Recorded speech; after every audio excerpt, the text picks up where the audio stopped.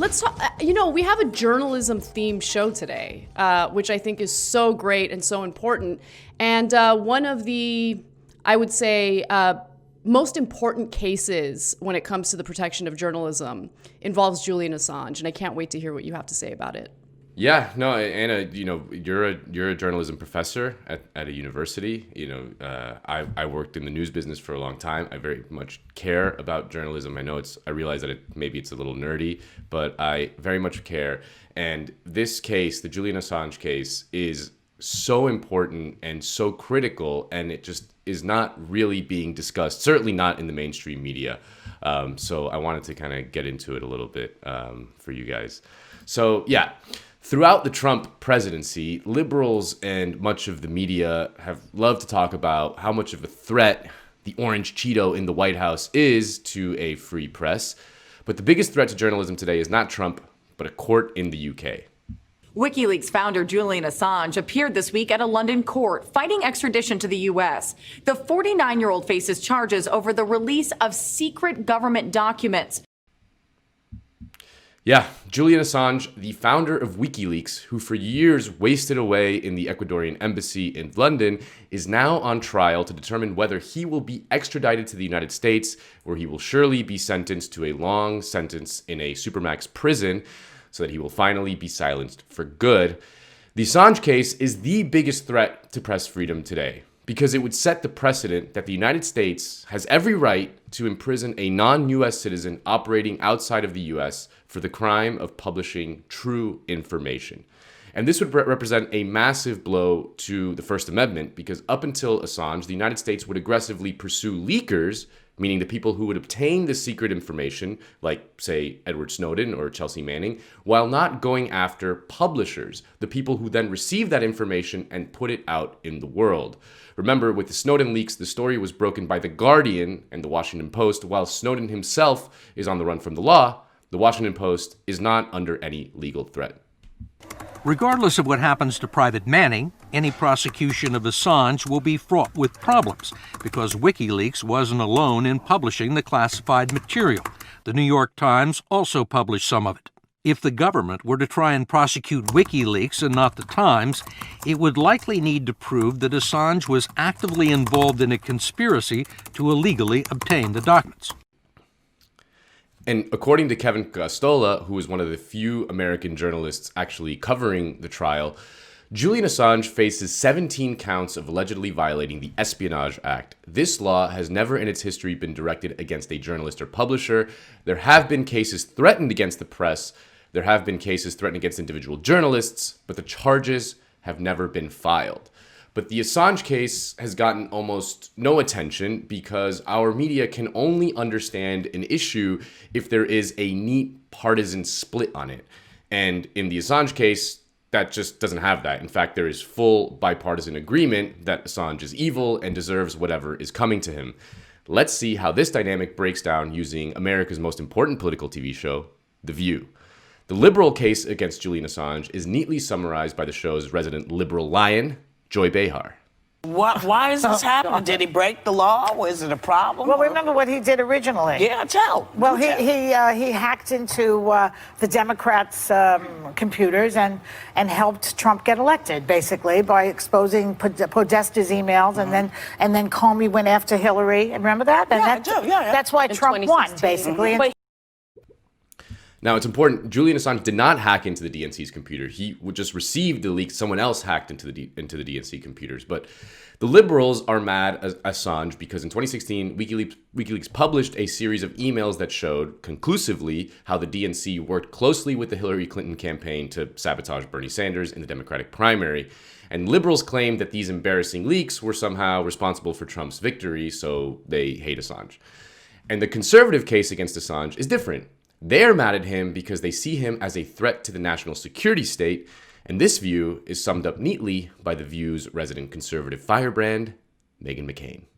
I think what you said was just straight propaganda, just so we're clear. I'm sorry. If the law is propaganda, I'm sorry. It is then not. I'm sorry. They're not First Amendment. He was a cyber terrorist from day one, which is how we got in the situation we're in right now. You released 750,000 classified or sensitive information that put our military at risk, that put our spies at risk, that put our diplomats at risk. And I'm sorry, but Democrats only started caring once it started implicating Hillary Clinton. And I am very consistent on this issue for years. And again, So yes, the right sees Assange not as a publisher of leaks, but a cyber terrorist who threatens our beloved heroes in uniform. And like so many things in our political discourse, both sides are annoying and wrong. But luckily, we have a comrade who is willing to cut through the bullshit and get to the truth of the matter. That's right, CJ herself, the iconic Pamela Anderson, went on The View and defended her friend, Julian Assange.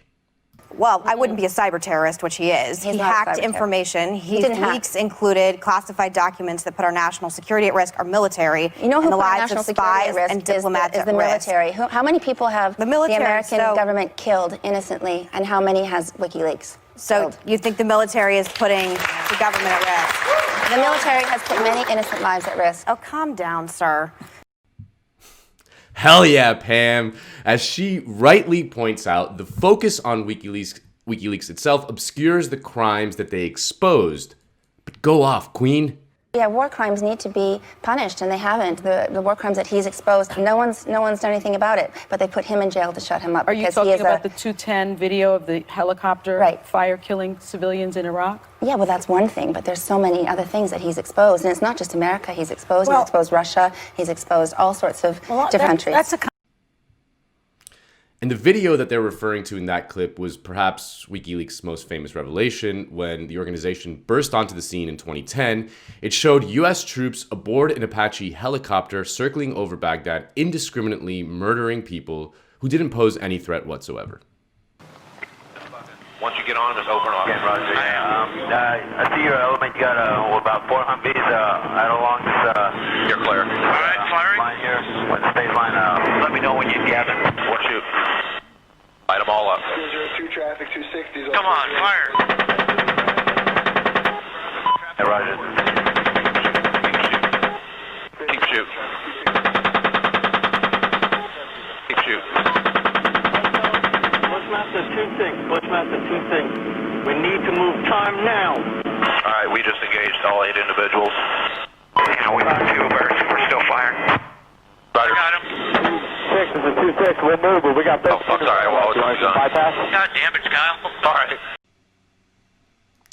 Yeah, and 2 of the victims of that attack were actually Reuters journalists, but, you know, again, the real criminal is Assange. And it's hard to overstate the impact that that video had on clarifying the exact role that the U.S. played in Iraq.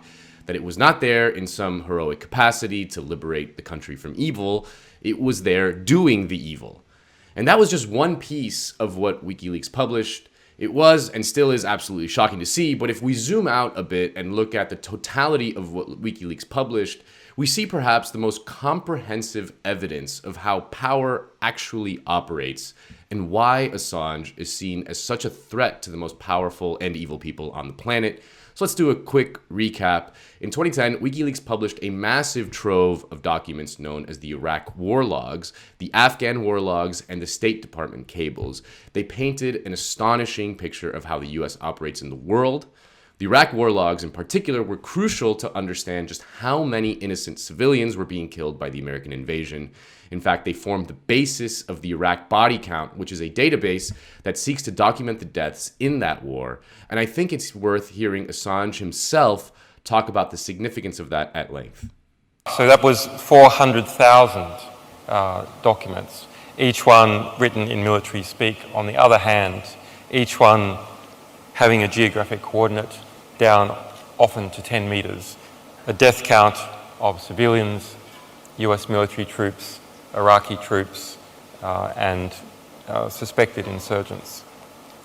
So it was the first, the largest, because we also did the Afghan war logs, the largest history of a war, the most detailed, significant history of a war to have ever been published probably at all, but definitely during the course of a war. And so it provided a picture of the everyday squalor of war, from children being killed at roadside blocks to over 1,000 people being handed over to the Iraqi police for torture, to the reality of close air support and how modern military combat is done, linking up with other information such as this video that we discovered of the men surrendering, being attacked.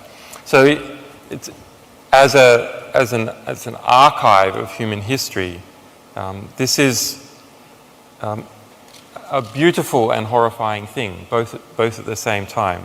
It is the history of the nation of Iraq in most significant recording during its most significant development in the past 20 years. And while we always see newspaper stories revealing and personalizing some, if we're lucky, some individual event or some individual family dying, this provides the broad scope of the entire war and all the individual events, over the details of over 104,000 deaths.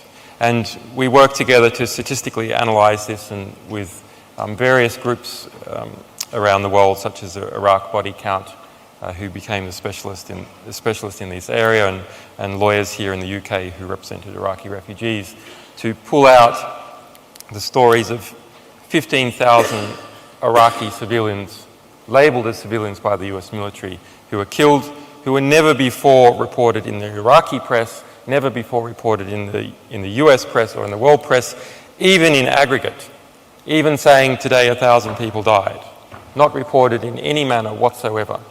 And you just think about that.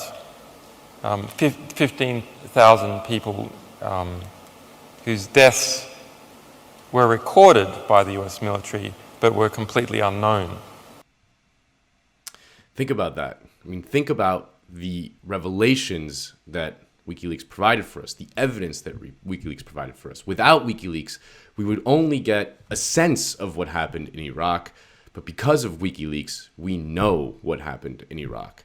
And that's a pattern in a lot of their leaks. As leftists, we all have a critique of US empire and how power works, but we rarely get such an unvarnished look at it. It confirms a lot of our suspicions with incontrovertible facts.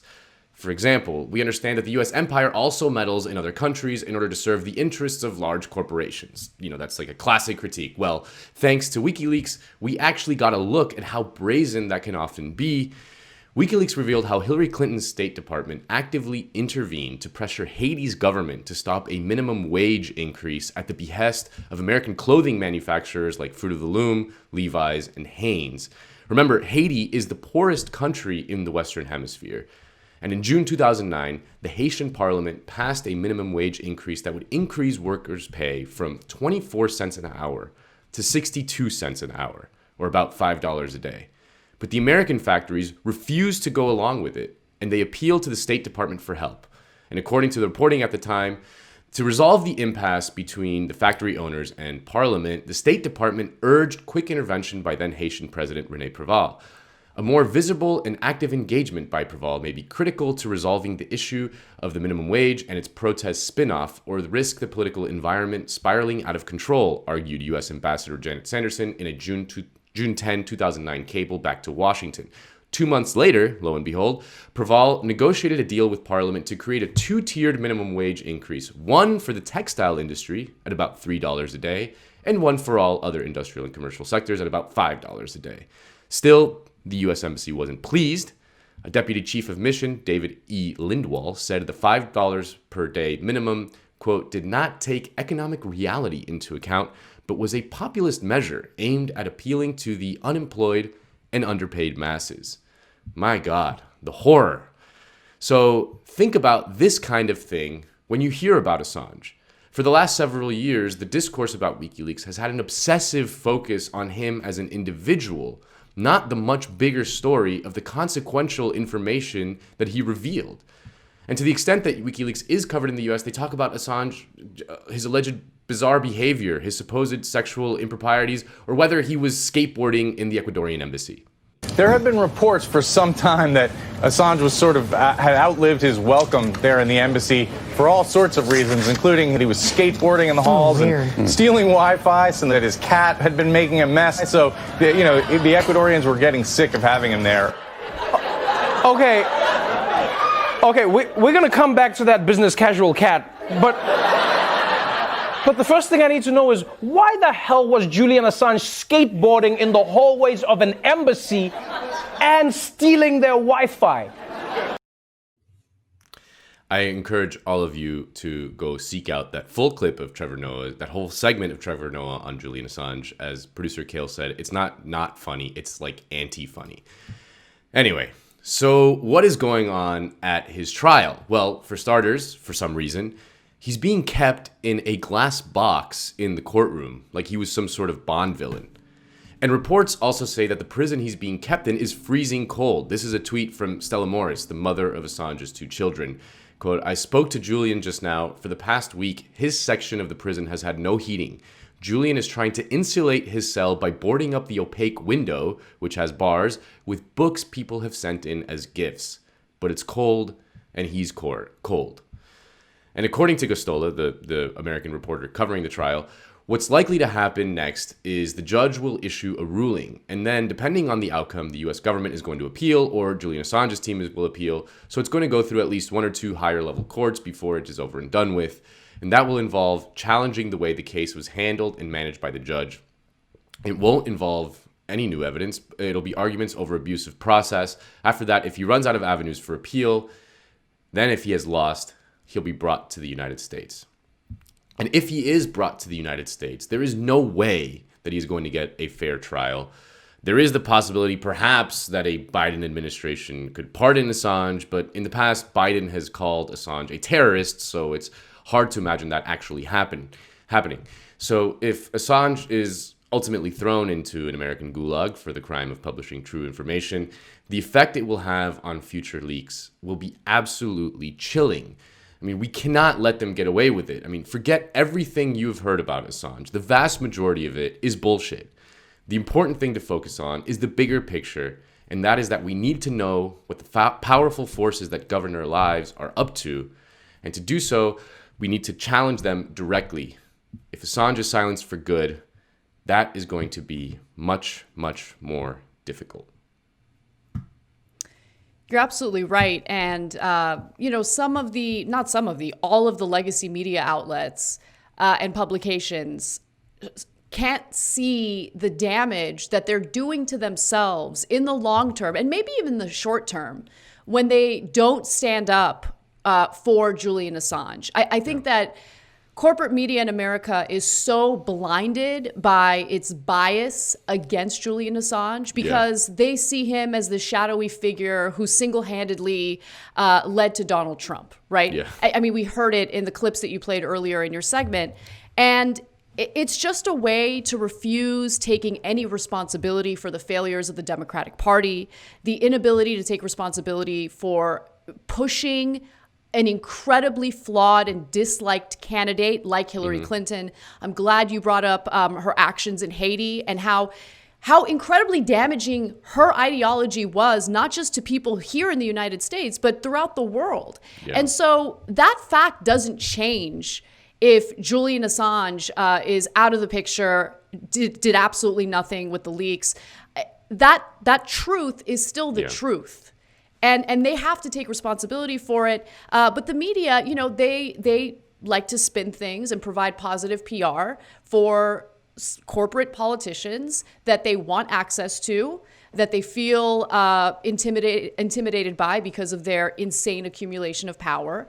And so journalism is really at risk right now, and they're completely unaware of it. They don't really care because they see Julian Assange as a nobody. They don't see him as a part of journalism, right? They just think that he's a politically motivated person who's out to get corporate Democrats. And the truth, that couldn't be further from the truth. Yeah. You know, it's just, and then one thing I wanted to just quickly mention is that what's happening to Snowden does remind me a lot of what happened to Assange does remind me a lot of Edward Snowden.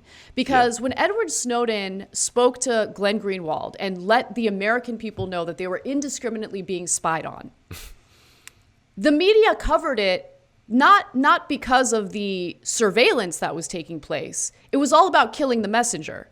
Immediately, the debate, I mean, there was no conversation about how damaging that is and how awful it is that the government can indiscriminately spy on Americans and collect all this data on them. The conversation was about, oh, is this treason? Yeah. Should he stand trial?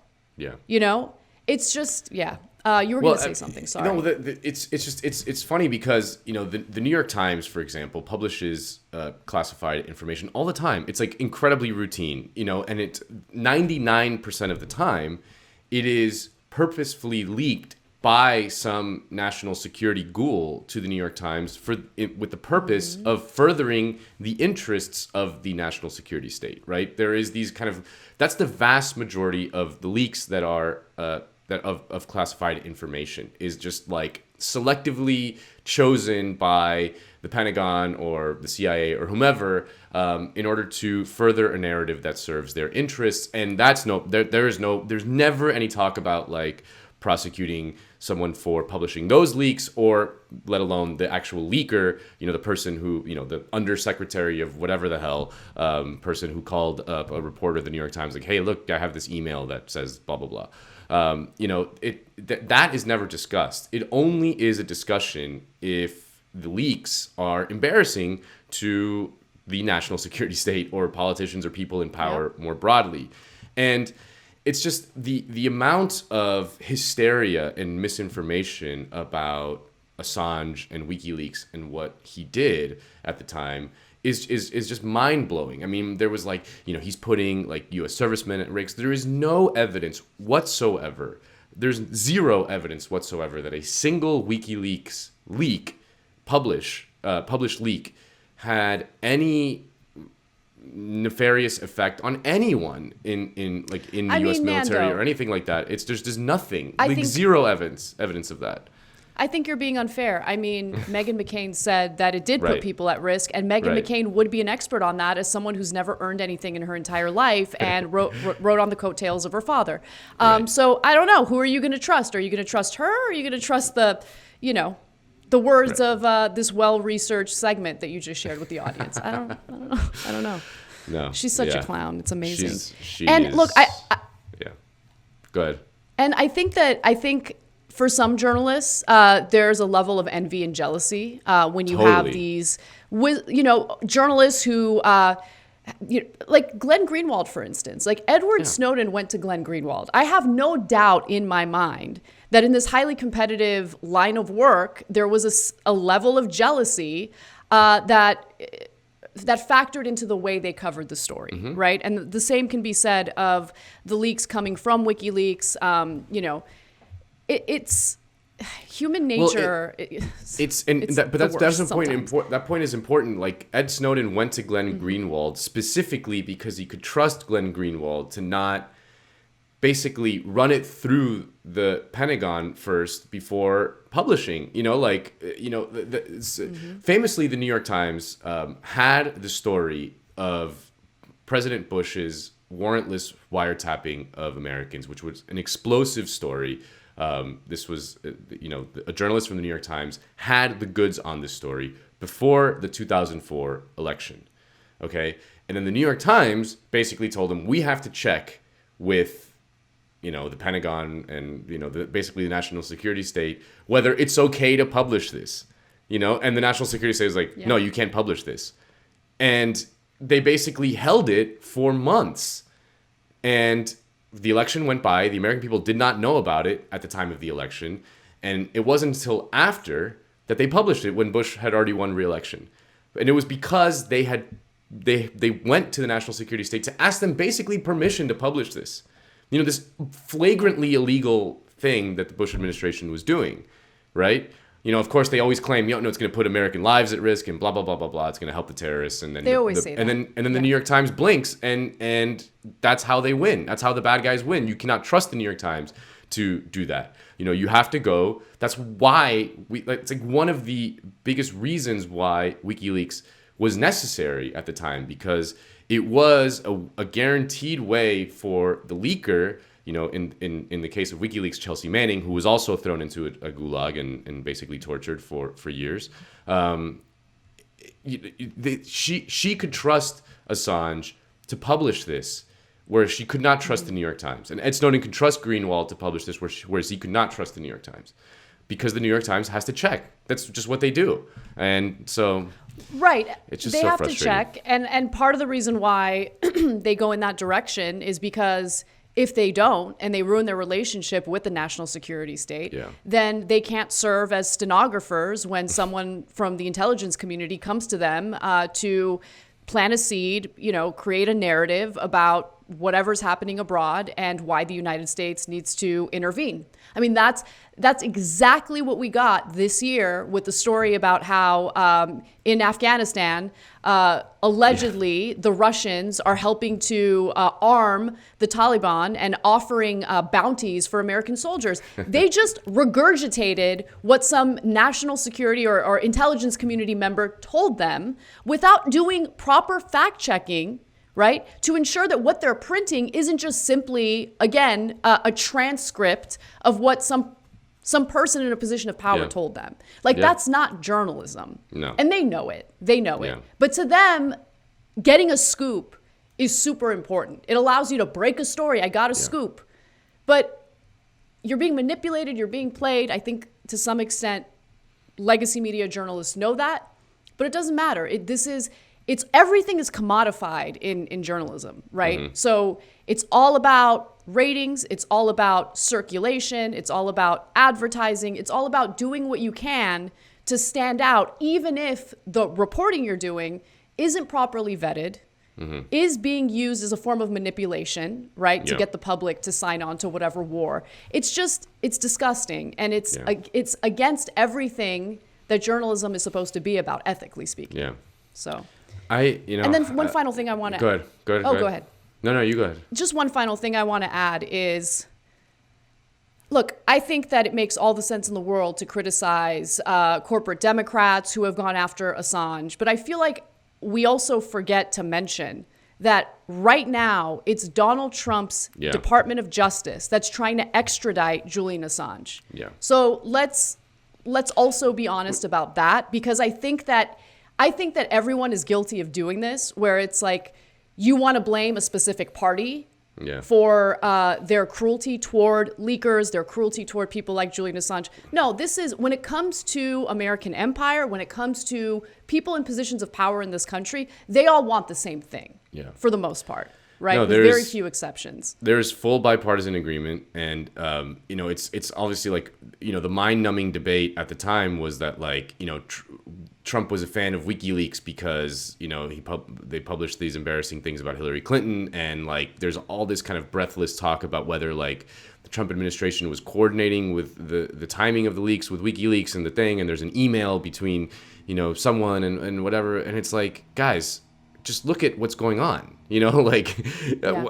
Trump, it's all that, just thinking of it in those terms, just thinking of it purely in the part, how it fits the partisan war, the sort of never-ending partisan war, is just so damaging to the truth, right? The truth is plain for everyone to see. Just look through the stuff that WikiLeaks has published. Just look through it. I've talked to just a small percentage of it. It's astonishing, and it's not only the United States. They've crimes in Africa and all, tons of different regimes. They basically toppled the government in Kenya with some leaks, back in 2006 or 7. It's astonishing what they've done, and an absolutely net positive in any of the criticisms you could have of Assange, pale in comparison to the contribution that WikiLeaks has had to our understanding of how power works around the world, not just the United States, but everywhere. It's so. Yeah, no, I think you're absolutely right. And I loved that segment.